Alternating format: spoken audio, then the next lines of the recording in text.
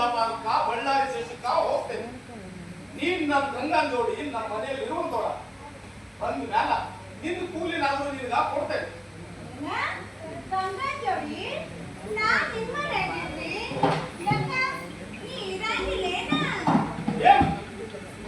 ಕೇಳಬೇ ಎಮ್ಮೆ ಎಲ್ಲ ತಮ್ಗೊಂಡ ಪಕ್ಷಿ ಬಸಂತ ಚಿಕ್ಕ ಕೊಟ್ಟು ಕೇಳ್ರಿ ಮಾತು.